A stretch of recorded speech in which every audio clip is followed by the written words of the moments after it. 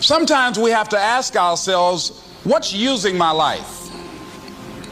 Heard a guy give a lecture one time that says, we are today what we were when. And he was talking about the fact that we, to a great extent, behave, think, react because of some previous experience that we've had.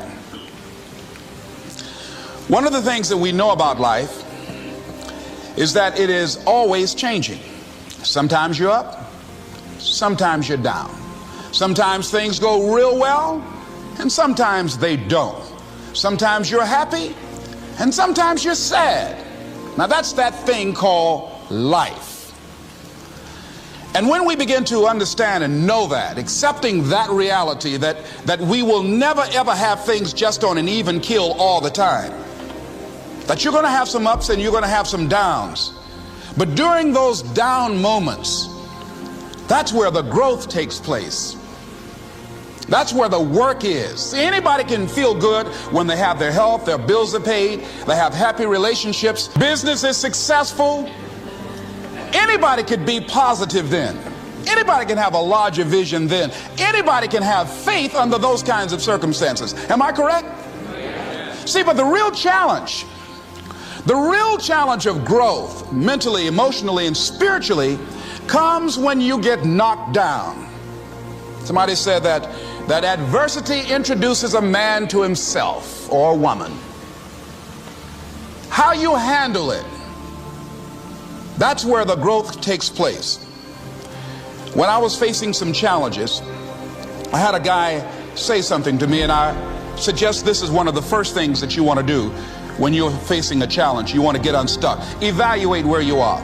Look at it, assess yourself. Assess yourself and assess the situation. What brought you there? What role did you play? Nightingale had a saying I like. He said, all of us are self-made, but only the successful will admit it. What has brought you to this point? What did you learn from it? Are you learning anything, or are you doing it over and over and over again? Somebody said that insanity is doing the same thing in the same way, expecting a different outcome. Are you going through it, or are you growing through it? Are you bigger and better because of it? Because it's not going to leave you until you grow through it. I was going through a major challenge in my life that was wearing me out, that was using me. You see, your mind is when you go into a service station to get gas, you don't go in there and just start pumping. When you push the lever up, it clears the previous bill. By the same token, if you want to begin to move, you've got to clear your mind of all the unnecessary luggage and baggage that's weighing us down.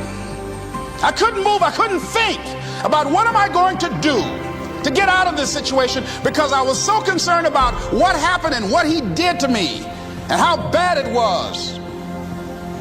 I was so stuck in that I couldn't even focus on what I should have done. Feeling sorry for myself and angry, and none of that was taking me anywhere. So pretty soon I learned through effort, made a conscious, deliberate, determined effort. I had to let it go. I had to forgive it. Let it go and begin to focus on developing myself. And I say to you, you're going to have people to do things to you. Things are going to happen to you. And the most important thing to do is to harness your will and let it go and move so you can grow, so you can get on with your life. It doesn't matter about what happens to you. What matters is, what are you going to do about it? All of us have experienced some tragedy, and if we haven't, we will. And you can either let it destroy your life, or you can build upon it. You can permit it to let it hold you down, or you can decide, I'm not going to let that happen to me. I'm bigger than this. Make a declaration to yourself. Declare all out war that you're going to get out of this rut. I don't care how good you are. I don't care how talented you are. I don't care how much you work on yourself. There are some times when things aren't going to go right. They just are not going to go right. There are times when anything that can happen will happen. Murphy's Law will be knocking at your door. Why? I don't know why. That's called life.